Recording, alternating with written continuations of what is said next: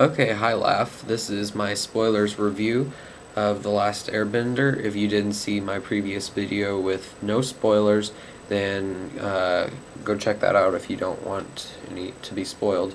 This video is going to cover everything that I can remember from the movie, because I know that a lot of people from AP and a couple people from Laugh want to know about the things that were in the movie and the things that were cut. So,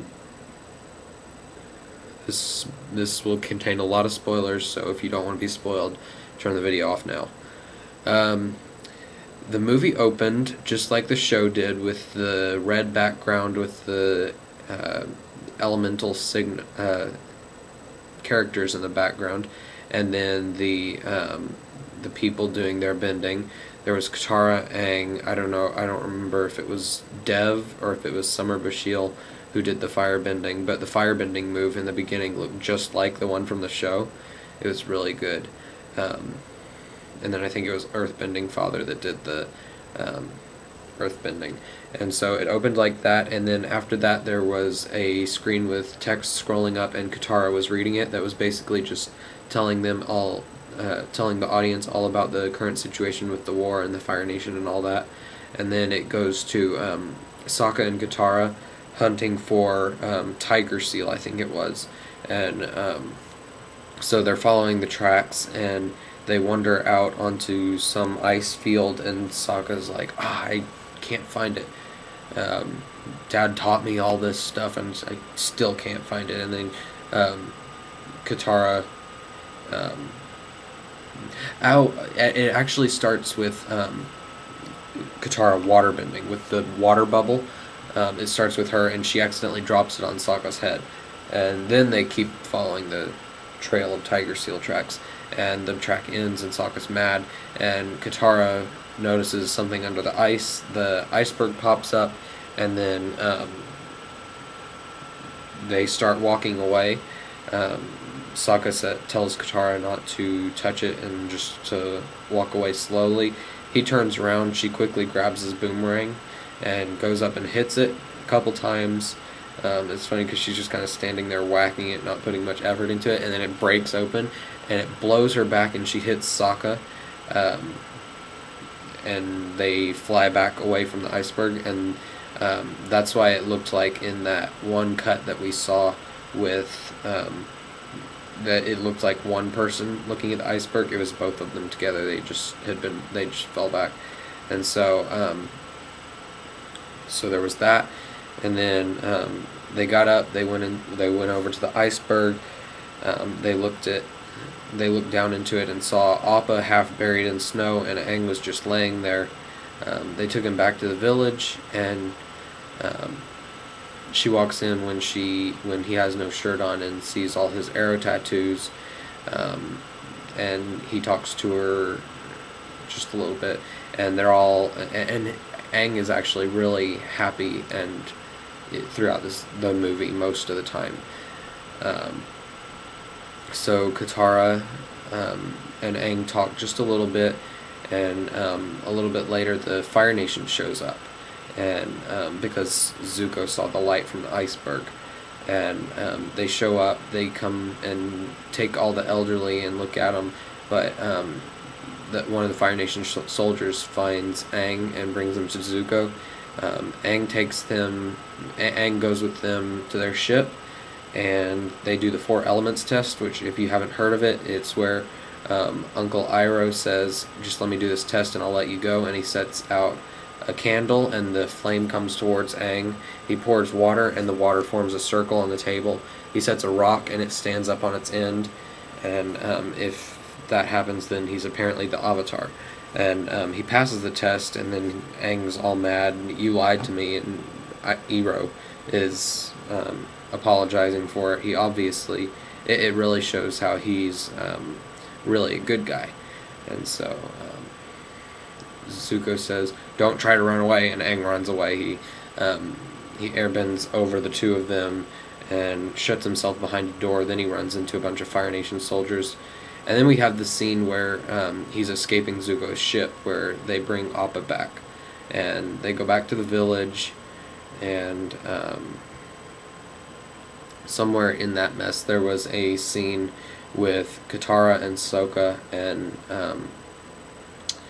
Gran Gran, and I really liked her. They don't call her Gran Gran in the series. I mean, in the movie, Katara calls her grandmother, um, but she's a good actor, and what she had to say, she did it really well.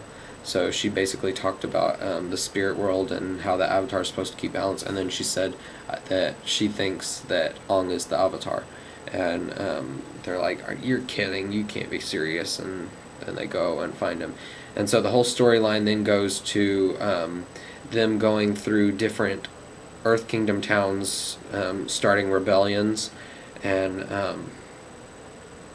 there was a lot of stuff cut. Let's see. Kyoshi warriors are cut.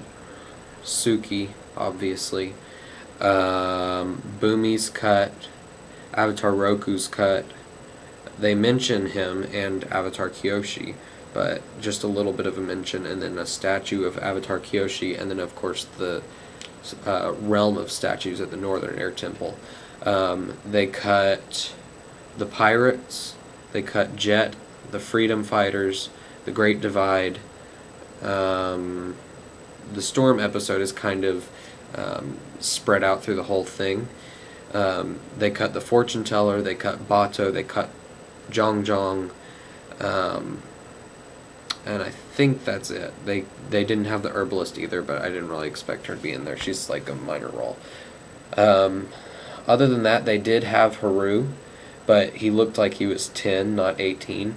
So, and then also they had his dad, and in the little village, it was actually Aang who gave a shorter version of Katara's speech for the Earthbenders, the one where she starts off, Earthbenders, you don't know me, but I know of you. That speech is pretty much delivered by Ong to the Earthbenders, and they eventually wind up helping them escape, and so they go around helping these different villages. Aang struggles with waterbending, and then they go to the Northern Air Temple, or Ong goes to the Southern Air Temple alone. So he gets there, and he finds the old man in the temple, who looks a lot like Gyatso, but he's not, definitely. The old man in the temple realizes he's the Avatar, and takes him down to the Hall of Statues with all the previous incarnations of the Avatar, and then he goes on this monologue and ends up saying, "I'm sorry, but your disappearance has put me in poverty for 100 years." Ong's asking, "What are you sorry for?" And he says, "I'm betraying you." And then the Yu Yan archers appear out of the statues and get ready to fire, and Zhao captures Aang. And Zhao is really good. They make him even worse than the series. He's always talking about Iroh's failure at bossing Sei in his face, and Zuko's banishment. There's this one scene where Zuko and Zhao where Zhao has Zuko on his ship, and there's a bunch of Fire Nation soldiers eating, and he talks to him about that with he talks to all the Fire Nation soldiers about how humiliating Zuko was, and it was really great. He's just a really unlikable guy. Other than that, he stabs the fish. He doesn't punch it to death. Yue's hair turns brown when she dies, unlike the series. Her body doesn't just disappear. I don't remember what happens to her body. I don't think anything in particular. Arnook's not in the series. Yue's dad, he's dead. And that's all I can think of for now. So, if you have any questions, just PM me on Laugh. For the rest of the night, I'll probably have a spoilers chat going on aside from Laugh Chat. So, just PM me, give me any questions, and I'll be happy to answer. See y'all later.